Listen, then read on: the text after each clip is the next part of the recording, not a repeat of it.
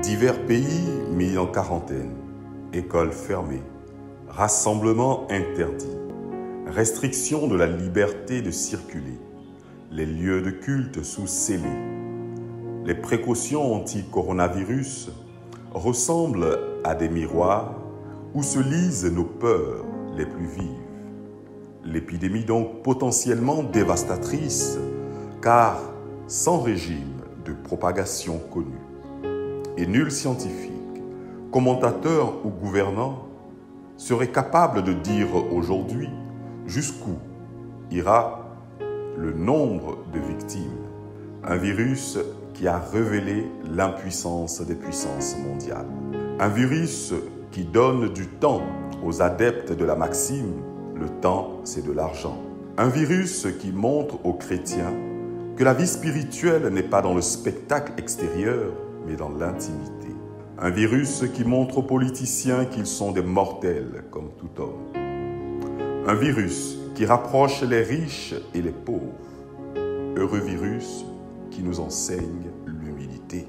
La pandémie du coronavirus a amené le monde entier à porter son attention sur les virus.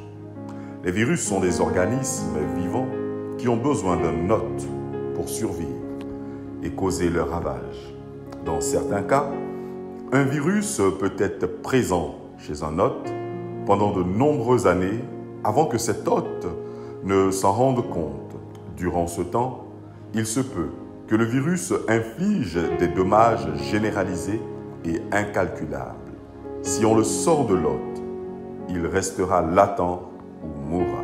De manière similaire, le péché a besoin d'un hôte pour rester en vie. En eux-mêmes, les péchés comme l'orgueil, la cupidité, la colère et l'égoïsme ne sont que des mots. Cependant, lorsque le péché triomphe d'un hôte humain, ce péché cherche à le détruire toute la vie durant. Heureusement, grâce à la mort sacrificielle de Jésus sur la croix, les chrétiens ont été affranchis du péché, comme nous le dit l'apôtre Paul dans sa lettre aux Romains au chapitre 6, verset 18. Même si nous continuons de pécher, le Saint-Esprit qui vit en nous nous aide à résister à ce virus du péché, à savoir les désirs de la chair. Galates au chapitre 5, verset 16. L'apôtre Jean nous a dit « Quiconque est né de Dieu ne pratique pas le péché, parce que la semence de Dieu demeure en lui. » 1 Jean chapitre 3, verset 9.